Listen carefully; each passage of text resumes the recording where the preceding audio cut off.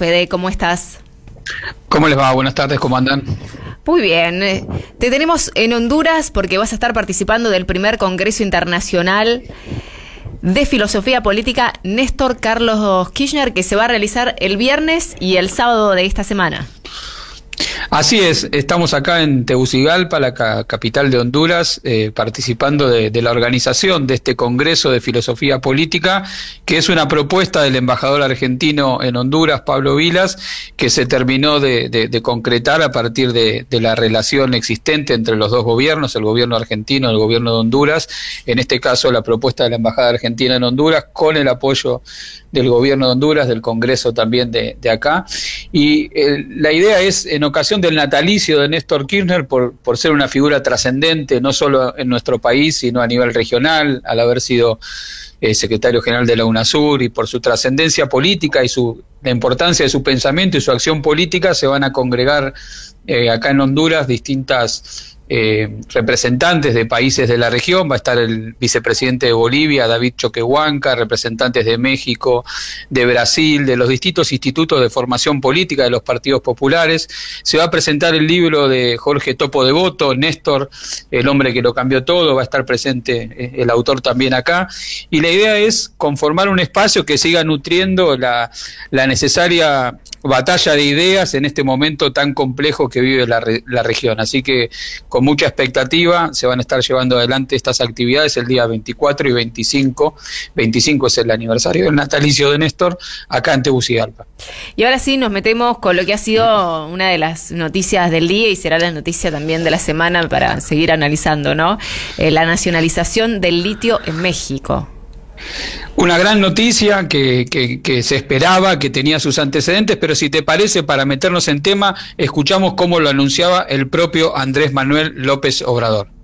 Nacionalizar el litio para que no lo puedan explotar extranjeros, ni de Rusia, ni de China, ni de Estados Unidos. El petróleo y el litio son de la nación, son del pueblo de México. Ya hay una ley que se aprobó en el Congreso. Hay, desde luego, amparos. Ya saben ustedes cómo son los conservadores. Quisieran que México se convirtiera en una colonia de los extranjeros, que no fuese un país independiente, libre, soberano. Nada más que no van a poder. Bien, escuchábamos entonces al presidente de México, Andrés Manuel López Obrador, cuando anunciaba esta nacionalización. Es importante entender el contexto en el que esto sucede y tiene que ver con las tensiones que estamos viendo en estos días, a un año de cumplirse el aniversario del comienzo de la guerra formal entre Rusia y Ucrania. Las minerales y la cuestión energética se ha vuelto estratégico para los países que dependen de esos minerales para industrias clave, en el caso del litio para todo lo que es la industria moderna de los semiconductores. ¿Cómo era la situación en México? En México ellos tienen una constitución heredada de la Revolución Mexicana, donde el petróleo, por ejemplo, sigue siendo potestad del Estado y es imposible que eso sea tercerizado, a pesar de que hubo gobiernos neoliberales que fueron intentando privatizar Pemex. Pero en el caso del litio no estaba explícitamente formulado si eso iba a poder ser objeto de una explotación privada o una explotación pública. Lo que hace Andrés Manuel López Obrador con esta ley que se promulgó y con la creación de una empresa nacional del litio, que va a ser Litiomex, es prever que cualquier tipo de explotación que se realice a futuro la va a realizar bajo el concepto de la nacionalización mexicana. Y esto es importante porque ya había un proyecto de una empresa china que se llama Ganfeng en Sonora, que es uno de los estados mexicanos, que ya se había hecho cargo de todo un sector del territorio de ese estado de Sonora, donde hay yacimientos de litio. Los yacimientos de litio que tiene México, esta es una cuestión técnica, pero es importante entenderla, no son del mismo modo de los yacimientos que tenemos, por ejemplo, en Argentina o en Bolivia, que son bajo la forma de salares, sí, que se procesa el litio para extraerlo de ahí, sino que están en un barro que requiere todo un trabajo de procesamiento con otras características. La empresa china iba a comenzar ya ese proceso para ver el modo de extraerlo, y lo que hace Andrés Manuel López Obrador, en un momento donde las tensiones geopolíticas entre China y Estados Unidos y Rusia cada vez son crecientes, es abrir el paraguas y sacar la pelota de la disputa en México entre las distintas potencias. Al nacionalizarlo, se vuelve el Estado mexicano un árbitro en esa disputa geopolítica, y por eso la importancia estratégica que tiene esta decisión. Y ahora sí, hacemos un repaso breve, si te parece, Fede, por la visita de Biden a Ucrania. Sí, esta semana, como decíamos, vivimos un momento de alta tensión geopolítica, producto de que el 24 de febrero se va a cumplir un año de lo que fue el comienzo de lo que para Occidente es la invasión de Rusia a Ucrania, y desde el punto de vista ruso es el inicio de esta operación especial orientada a proteger a las poblaciones de las 4 regiones que eran, digamos, más cercanas a Rusia, cuando se produjo el cambio de gobierno en 2014, en lo que Rusia considera un golpe de Estado, que generó un conflicto larvado que terminó estallando hace un año. En términos geopolíticos, lo que significa esto es un reposicionamiento de la disputa y el inicio de un conflicto bélico que ubica, por un lado, la OTAN, conducida por Estados Unidos, subordinadamente con Europa y del otro lado Rusia con un, no diría un apoyo, pero sí una creciente articulación con China. En esta semana se vivieron 2 grandes hechos que hacen a esta confrontación. Por un lado, la presencia de Biden, nada más y nada menos que en Rusia.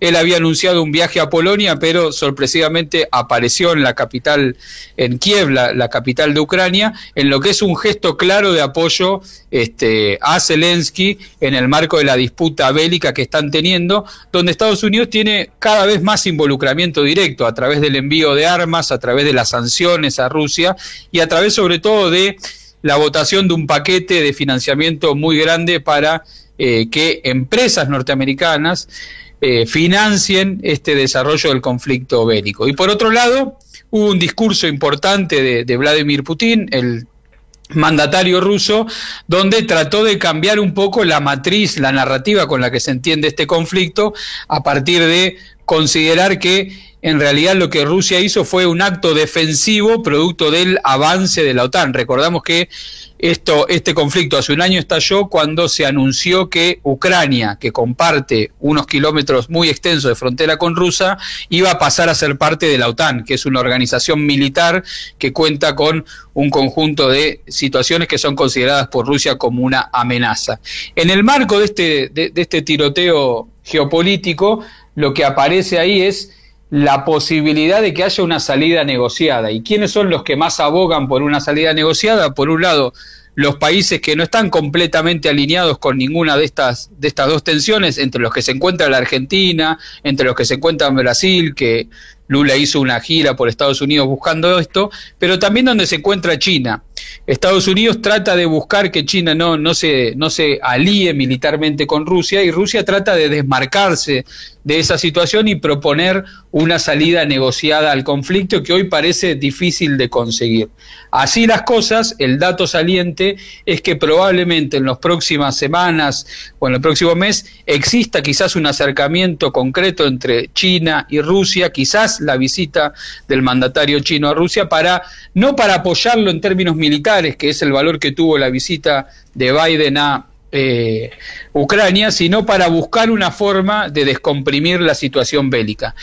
Por último, las consecuencias que está teniendo esta guerra en términos políticos es una creciente inestabilidad a nivel internacional, el realineamiento de los países de Europa, sobre todo atrás de la estrategia bélica norteamericana, y un fuerte impacto en las variables económicas que está trayendo, como vimos en la columna del fin de semana de Cuánto Cuento, inestabilidad para Europa y para los países del sur global, que nos trae distorsiones en los precios que, si son aprovechadas con inteligencia estratégica, podemos, obtener de eso ventajas estratégicas. Es el caso de lo que hizo Andrés Manuel López Obrador con el litio, pero si los países dependientes no tenemos las condiciones para que el Estado pueda regular por ejemplo, los precios en aumento de la energía, por ejemplo, los precios en aumento de los alimentos, esto nos trae consecuencias como las que ha traído la Argentina.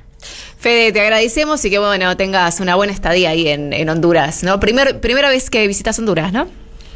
Es mi primera vez acá, hay que decir que la verdad que es un pueblo maravilloso, hay una enorme sintonía en términos políticos entre el gobierno de Honduras y el gobierno argentino, la amistad que une a Cristina Fernández de Kirchner y Xiomara Castro, quien es la primera presidenta en la historia de Honduras, que logró derrotar a una dictadura de 12 años para volver a establecer esta situación, y que en estos días, como comentamos también, un datito de color, se ha logrado en el día de ayer finalmente que asuma la nueva Corte Suprema de Honduras. Discutimos en una columna anterior que acá la Corte Suprema, los miembros tienen un mandato limitado en el tiempo, y se pudo hacer un acuerdo con todos los partidos para designar una Corte Suprema que dejó atrás a la Corte Suprema de la dictadura. Así que también quizás mucho que aprender respecto de la concertación política para ponerle límite a los intereses que crea el partido judicial. Fede, nos vemos la semana que viene entonces. La seguimos, un abrazo. Federico Montero, En Cuanto Cuenta.